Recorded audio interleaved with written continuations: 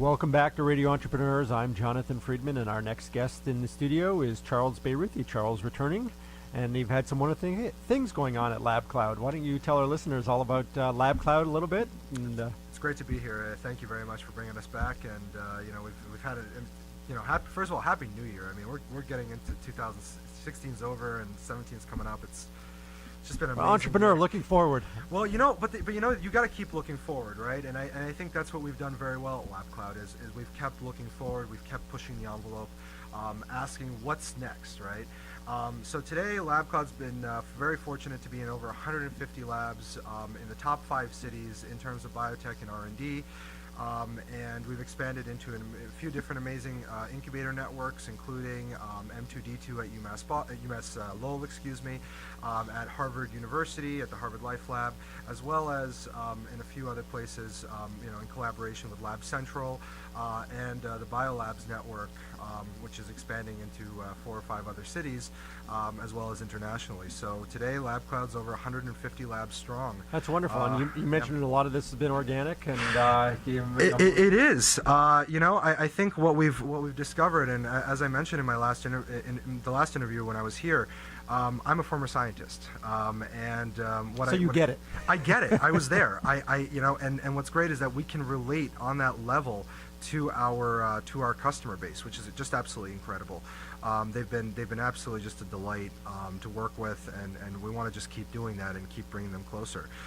So part of that, for our growth for 2017 is we want to start figuring out what the next iteration of LabCloud is going to be.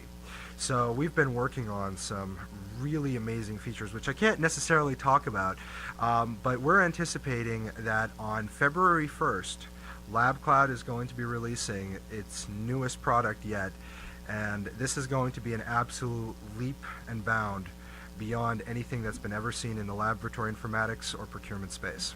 Wow, that's intriguing. You told us it's going to happen. Now I've got to stay away from it because you're not going to. Can I jab away at it?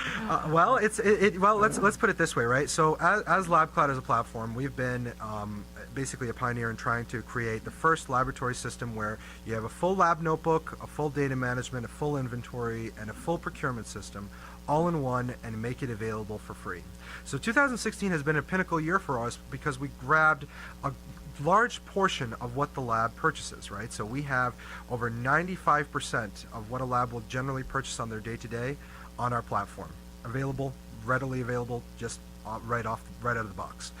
How much integration is there, or how much is there for a lab to be up and running? There is some integration, right? So I guess to go along with that point of thought, you ask yourself, what are the different variables within a lab, right? So a lab would say, well, I need gases, I need products, I need reagents and consumables, right?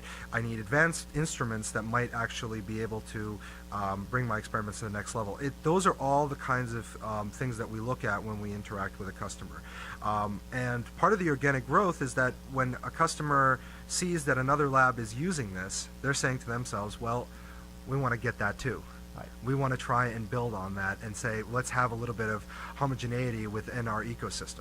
Okay. So as far as LabCloud has been concerned, what we've really tried to do is say, now that we have these 4 different elements, how do we make them even better? And then how do we integrate them even more into what we call the actual laboratory workflow?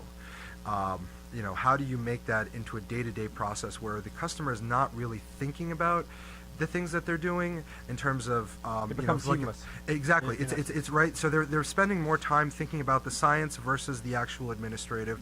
They're thinking more about the actual innovation versus the actual process. And I think that's something that we really want to bring more and more into science and more as an integrated platform.